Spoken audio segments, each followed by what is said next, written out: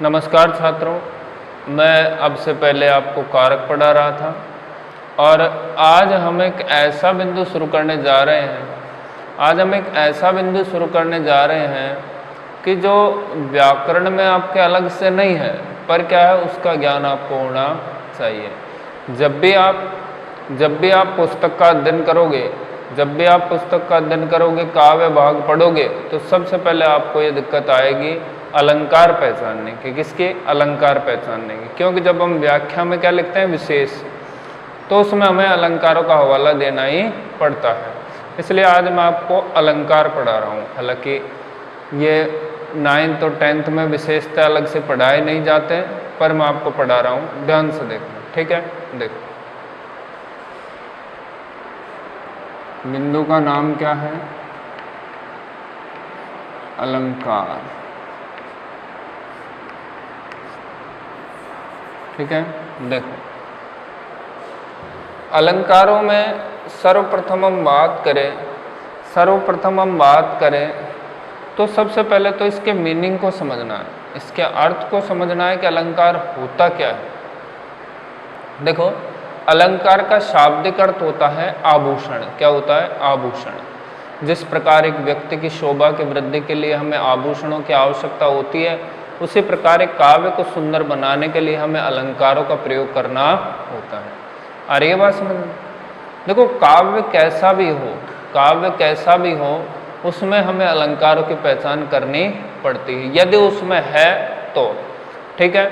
देखो, अलंकार का शाब्दिक अर्थ क्या होता है? आभूषण। देखो, परिभाषा क्या लिख सकते हैं?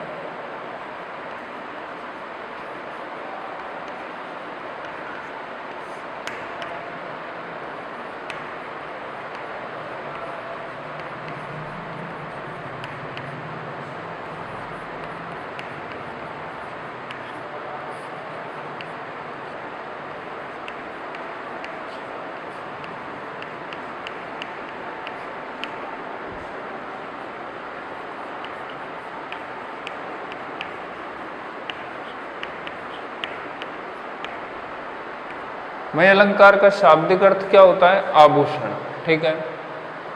और काव्य की शोभा को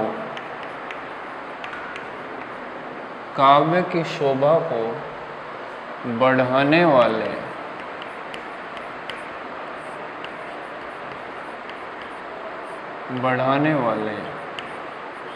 धर्म गुण, काव्य की शोभा को बढ़ाने वाले धर्म गुण क्या कहलाते हैं? अलंकार कहलाते हैं।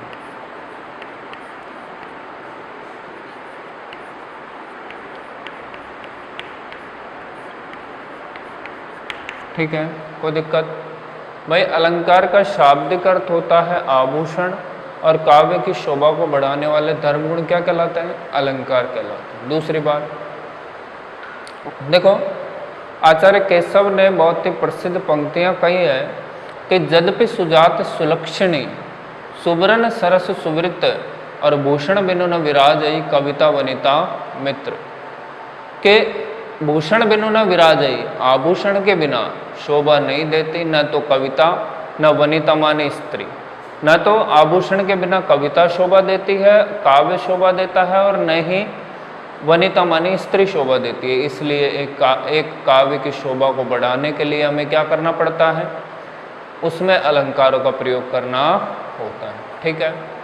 अब देखो, आचार्य दंडी ने एक बहुत प्रसिद्ध इसकी परिभाषा दी है कि काव्यान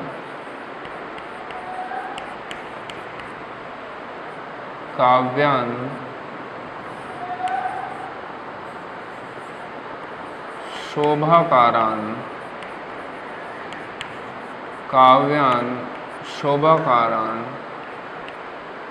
धर्मान अलंकारान प्रचक्षते। ध्यान से देखना है परिभाषा। काव्यान शोभाकारान धर्मान अलंकारान प्रचक्षते। कि काव्य की शोभा को बढ़ाने वाले धर्म ही क्या होते हैं? प्रत्यक्षते माने कहलाते हैं या होते हैं अलंकार।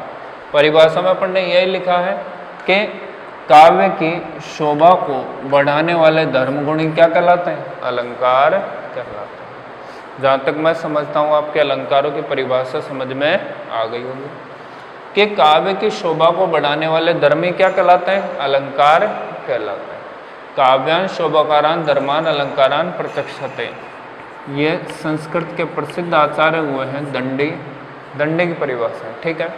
ये मैंने आपको समझाने के लिए लिखी है, ठीक है।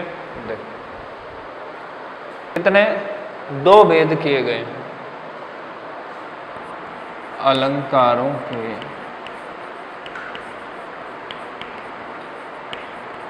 मुख्यतः दो भेद किए जाते हैं।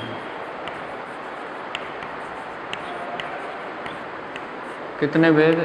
दो भेद किए जाते हैं। ध्यान से देखना।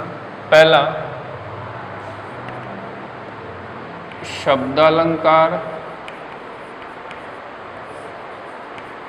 और दूसरा है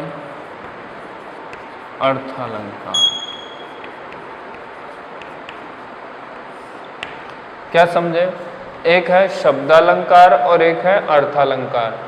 जो वाक्य में शब्द की दृष्टि से चमत्कार उत्पन्न करते हैं शब्दालंकार कहलाते हैं। जो वाक्य में अर्थ की दृष्टि से चमत्कार उत्पन्न करते हैं अर्थालंकार कहलाते हैं। किस प्रकार से? आगे हमारे समझ में आ जाएगा। देखो शब्दालंकार में है जो वाक्य की अपेक्षा काव्य लिखो तो ज्यादा अच्छा है। वाक्य की अपेक्षा क्या लिखो? काव्य।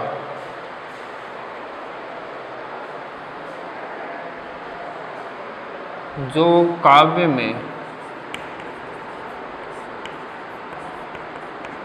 शब्द की दृष्टि से, जो काव्य में शब्द की दृष्टि से चमत्कार उत्पन्न करते हैं, जो काव्य में शब्द की दृष्टि से चमत्कार उत्पन्न करते हैं, क्या कहलाते हैं? शब्दालंकार और अर्थालंकार। जो काव्य में अर्थ की दृष्टि से चमत्कार उत्पन्न करते हैं, जो काव्य में अर्थ की दृष्टि से चमत्कार उत्पन्न करते हैं।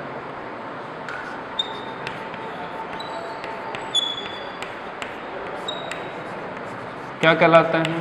अर्थालंकार, ठीक है। एक तो जो शब्द की दृष्टि से और एक जो अर्थ की दृष्टि से चमत्कार उत्पन्न करते हैं, क्या कहलाते हैं? शब्दालंकार और अर्थालंकार। देखो इसमें एक उभयालंकार और चलता है, वो आचार्य रुयत के अनुसार भेद है, लेकिन आपको क्या ही ध्यान रखने हैं?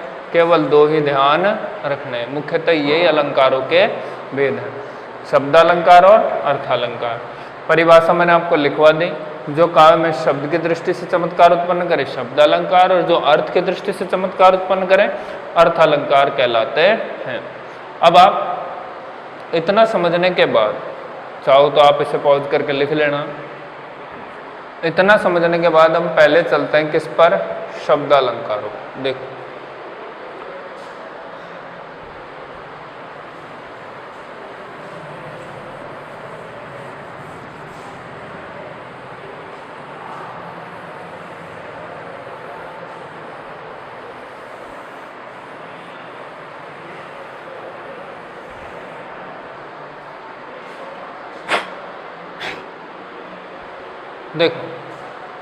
नंबर 1 ले रहे हैं हम शब्दालंकार।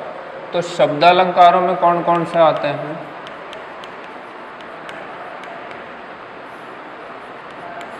अभी अपन ने परिभाषा पढ़ी थी ना भाई, अभी हमने परिभाषा पढ़ी थी शब्दालंकारों की।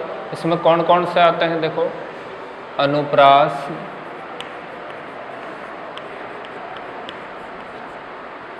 यमक और श्लेष। आपके सिलेबस में जो चलते हैं उसमें से ये 3 अलंकार किस में आएंगे? आपके शब्दालंकारों में। और अर्थालंकारों में कौन कौन से आते हैं?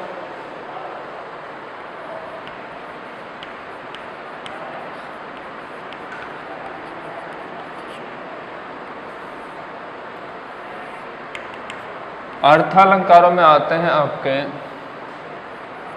उपमा, रूपक, उत्प्रेक्षा, उपमा, रूपक, उत्प्रेक्षा, उदाहरण,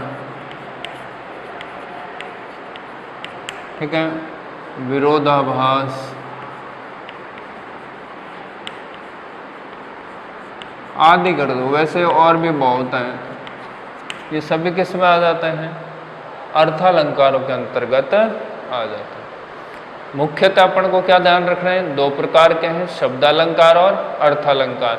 शब्दालंकार में अनुप्रास, यमक, श्लेष और अर्थालंकार में उपमा, रूपक, उत्प्रेक्षा, भ्रांतिमान, असंगति, विरोधाभास, उदाहरण बहुत से आ जाते हैं। आ रही बात समझ? अब हम पहला पढ़ेंगे अनुप्रास अलंकार। अब से पहले पता नहीं आपने पढ़े हैं कि नहीं पढ़े हैं, लेकिन अब हम क्या पढ़ेंगे? अनुप्रास अलंकारों का अध्ययन करेंगे। देखो,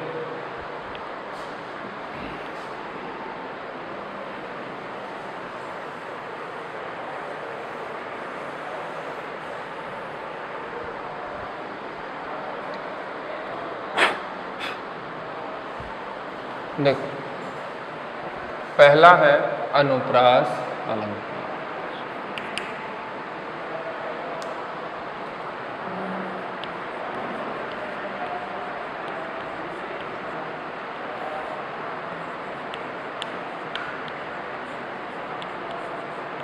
देखो, अनुप्रास अलंकार, अनुप्रास में क्या होता है? देखो, जहां काव्य में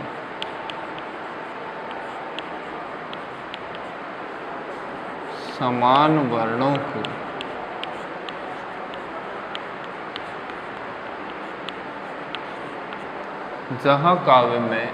समान वर्णों की आवृत्ति हो, वहाँ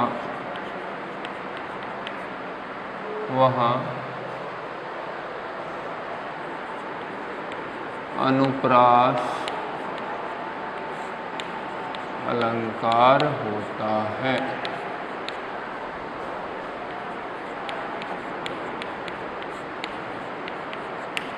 जहाँ काव्य में समान वर्णों की आवृत्ति हो, वहाँ कौन सा होता है? अनुप्रास। यहाँ लिख देता हूँ, चारुचंद्र की चंचल किरणें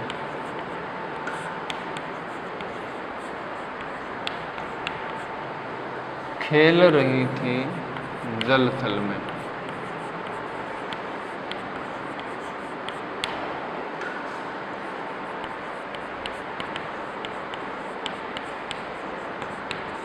ठीक है, देखो अब इस पंक्ति में, और देखो अलंकार कैसा है? शब्द अलंकार। अर्थ निकालने की आवश्यकता ही नहीं है, सीधा सीधा शब्द से पकड़ना है।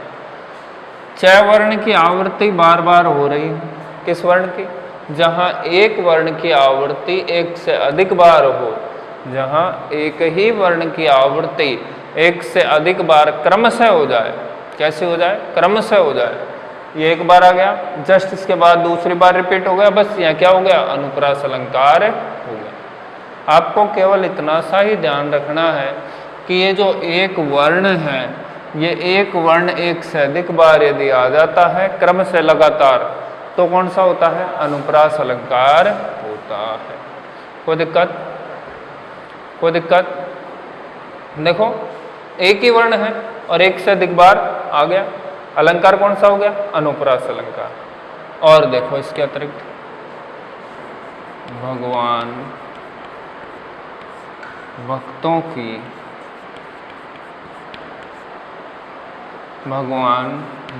की भयंकर भूरी भीति भगाइए। भगवान भक्तों की भयंकर बुरी बीते भगाइए। भयवर्ण की आवृत्ति है, क्रम से भी है, और एक देखो यहाँ क्रम से आवृत्ति है, यहाँ छोड़ दिया, फिर यहाँ क्रम से आवृत्ति है। चाहे यहीं हो क्रम से आवृत्ति, चाहे यहाँ हो, चाहे कहीं भी हो, एक के बाद यदि दूसरी बार आ गया तो सीधे सीधे क्या होगा, अनुप्रास अलंकार होगा। आ रही है बात समझ में? देखो इसके वैसे तो 4 भेद होते हैं, श्रुत्यानुप्रास, अंत्यानुप्रास, छेकानुप्रास और वृत्त्यानुप्रास, लेकिन आपको इतना अधिक डीप जाने की आवश्यकता, गहराई में उतरने की आवश्यकता नहीं है। आप सीधा सीधा ये समझें कि जहाँ पंक्ति में, ये काव्य पंक्ति में एक वर्ण की एक से अधिक बार आवृत्ति हो रही है, क्रम से कंटिन्यूअस हो रही है, तो सीधा सीधा अनुप्रास अलंकार हो जाएगा। कोई दिक्कत? कोई दिक्कत? आप इन दोनों ही उदाहरणों को चाहो तो लिख सकते हो, लिख लो।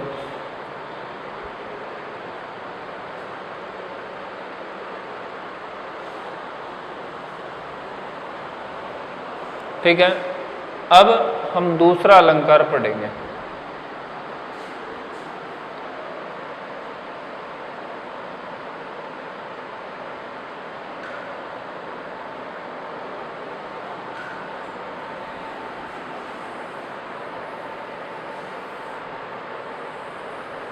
आपकी पुस्तकों में अनुप्रास के सैकड़ों उदाहरण मिल जाएंगे।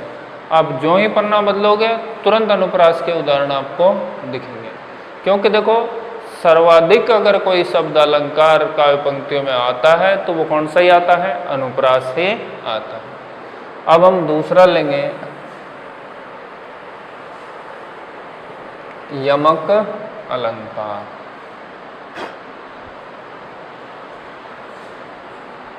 अनुप्रास के बाद आता है यमक अलंकार। ठीक है, यमक में क्या होता है, देखो वहां तो हुई थी वर्णों की आवृत्ति और यहाँ होगी किसके, शब्दों की आवृत्ति। मैंने एक बार आपको पहले भी बताया था कि वर्ण, शब्द,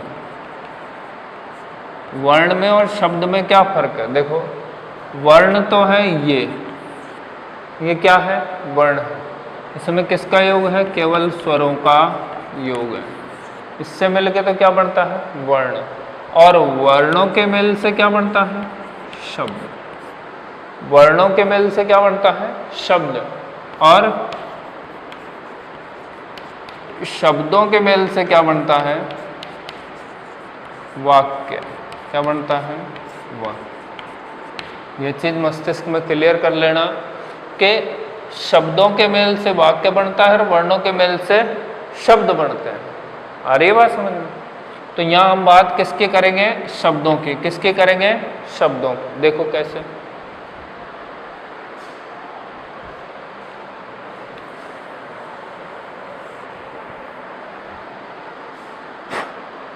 जहां एक से अधिक, एक ही शब्द एक से अधिक बार आए, एक ही शब्द एक से अधिक बार आए, प्रत्येक बार उसका अर्थ भिन्न भिन्न हो, वह अलंकार कौन सा होता है, यमक अलंकार। एक शब्द एक से अधिक बार आएगा लेकिन प्रत्येक बार उसका अर्थ क्या होगा, भिन्न भिन्न होगा, अलग अलग होगा, वहां यमक अलंकार होता है। वहां तो क्या थे,